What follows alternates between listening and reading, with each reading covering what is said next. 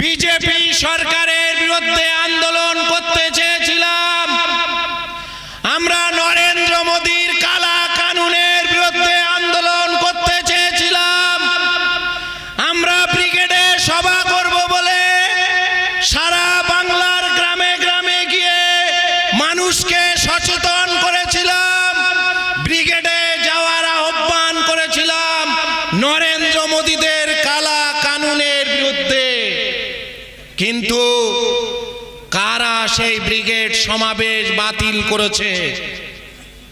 মোদী সরকারের বিরুদ্ধে আমরা কথা বলছি, তোমাদের গায়ে জ্বালা ধরছে কেন? শামশেরগঞ্জের উদাহরণ দিয়েছে। আজকের খবরের কাগজে গ্রাউন্ড রিপোর্ট বেরিয়েছে। শামশেরগঞ্জে যে দুটি পিতা এবং পুত্র অমুসলিম তারা নিহত হয়েছে, সেই গ্রাউন্ড রিপোর্টে প্রকাশ হয়েছে ওয়াকাফ আন্দোলনের জন্য তারা মারা যায়নি, তারা মারা গেছে জমি জমা সংক্রান্ত কোনো বিবাদে। আজকের খবরের কাগজগুলো দেখুন। গতকালকের আনন্দবাজার পত্রিকাতে স্পষ্ট লেখা রয়েছে যে সেখানে যে দাঙ্গা হয়েছে, মুসলমানরা দাঙ্গা করেনি। সেখানে বিএসএফ এর পোশাক পরে, বিএসএফ এবং বিএসএফ এর ড্রেস পরে, চপ্পল পরে ওই আরএসএস এর লোকেরা মুর্শিদাবাদে দাঙ্গা সংগঠিত করেছে। মুসলিমদের বাড়ি ঘর জ্বালিয়েছে, মুসলিম যুবকদের দেখে দেখে গুলি করেছে। আমরা তো ওয়াকাফ আন্দোলন করতে চেয়েছিলাম।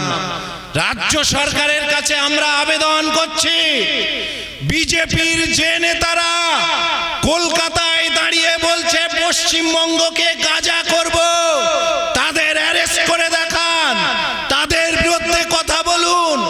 বিজেপির যে নেতারা বিধানসভায় দাঁড়িয়ে বলছে যে চ্যাংদোলা করে মুসলিম বিধায়কদের রাস্তায় ছুঁড়ে ফেলবে, তাদের বিরুদ্ধে আইনি ব্যবস্থা নিন। যে সমস্ত আরএসএস এর লোকেরা মুর্শিদাবাদে বিএসএফ এর ড্রেস পরে আর চপ্পল পরে মুসলিম বাড়িঘর পুড়িয়েছে, তাদের বিরুদ্ধে ব্যবস্থা নিন। আমরা আপনাদের বিরুদ্ধে আন্দোলন করছি না, আমরা আপনাদের বিরুদ্ধে আন্দোলন করতে চাইনি। আমরা আন্দোলন করতে চেয়েছি নরেন্দ্র মোদীর তৈরি করা কালা কানুনের বিরুদ্ধে। আপনি যদি নরেন্দ্র মোদী সেই বিরুদ্ধে আন্দোলনকে আটকানোর চেষ্টা করেন, আটকানোর জন্য যারাই আমাদের শত্রু হবে আমরা তাদের বিরুদ্ধেই আন্দোলন করব। আপনি যদি মনে করেন নরেন্দ্র মোদী আপনার বন্ধু, তাহলে আমাদের শত্রুর বন্ধু হলে সে আমাদের শত্রু হবে। আমাদের শত্রু নরেন্দ্র মোদী। নরেন্দ্র মোদীর বন্ধু যে যে হতে চাইবে সে আমাদের শত্রু হবে। তাই লড়াই আমাদের ওয়াকাফ কালা কানুনের বিরুদ্ধে। এ লড়াই চলবে। মোদী সরকার রাত 2-2:30টার সময় সংসদে আইন পাশ করে দেশে জরুরি অবস্থা হলে যেমন, দেশে যুদ্ধ লাগলে যেমন পরিস্থিতিতে সারা রাত সংসদ চালিয়ে জরুরি সিদ্ধান্ত নিতে হয়, তেমন রাত 2:30টার সময় সংসদ চালিয়ে লোকসভায় ভোট করিয়েছে। বন্ধুগণ, আইন পাশ করিয়ে বলছে আমরা এদেশের গরিব মুসলমানদের উপকার করব।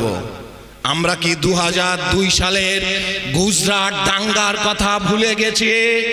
যখন গুজরাটের মুখ্যমন্ত্রী ছিলেন আপনি নরেন্দ্র মোদী, আপনার নখের কোণে এখনো যদি দূরবীন দিয়ে আমরা লক্ষ্য করি, এখনো হাজার হাজার মুসলিমের রক্ত আপনার ওই নখের কোণে লেগে রয়েছে।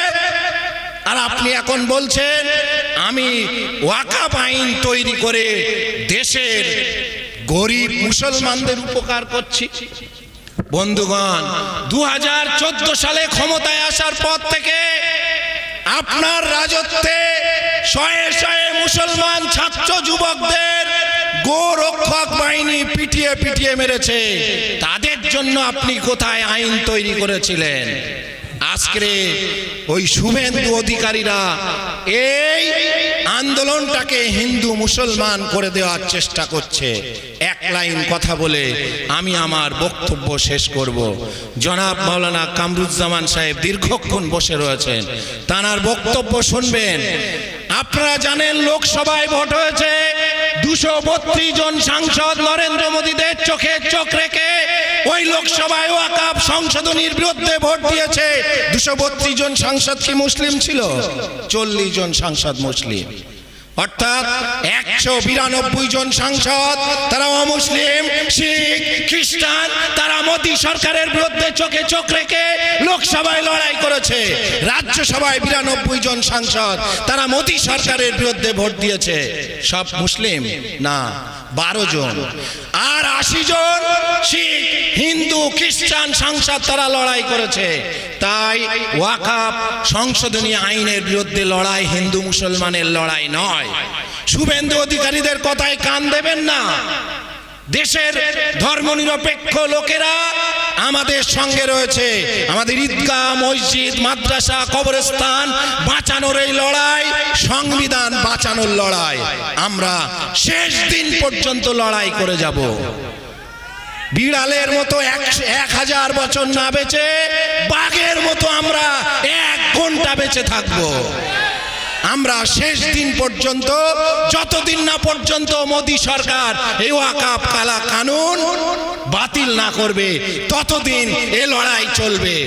আপনি রাজ্যের মুখ্যমন্ত্রী হয়ে যতই বিরোধিতা করুন, এই আন্দোলন বন্ধ হবে না। সারা দেশে হচ্ছে, পশ্চিমবঙ্গেও হবে।